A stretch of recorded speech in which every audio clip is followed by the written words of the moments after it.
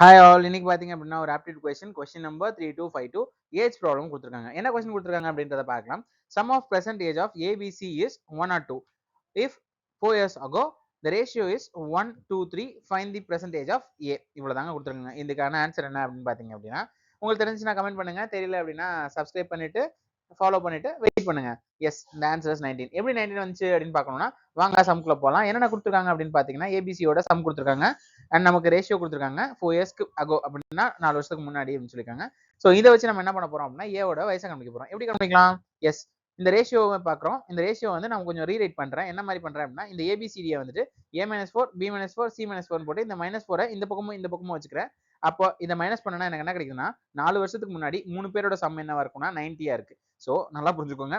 -4 3 இடத்துல -4 பண்ணிருக்கேன். இங்கேயும் 3 இடத்துல -4 பண்ணிருக்கேன். ஸோ A-4 B-4 C-4 அப்படின்னா என்ன அர்த்தம்? 4 வருஷத்துக்கு முன்னாடி இந்த ஏஜ் எவ்வளவு இருந்துச்சு? அவங்களோட சம்ம 90 இருந்துச்சு. ஸோ இதை வச்சு எதாவது பண்ணலாமானா பண்ணலாம் வாங்க. ஸோ 3 வருஷத்துக்கு முன்னாடி அவங்க ரேஷியோ நமக்கு தெரியும். So 1x 2x 3x. So இதை நான் என்ன பண்றேன் அப்படின்னா மொத்தம் 6x இருக்கு.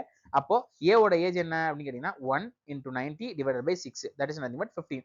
அப்போ 15ன்றது ஆப்ஷன் வந்தா டிக் அடி அப்படின்னு சொல்லி நிறைய பேர் டிக் அடிச்சிருவாங்க. ஆனால் பெர்சன்டேஜ் கேட்டிருக்காங்க. இந்த இருக்க ரேஷியோ வச்சு பாத்தீங்க அப்படின்னா 4 வருஷத்துக்கு முன்னாடி என்ன இருந்துச்சுன்றது தெரியும்.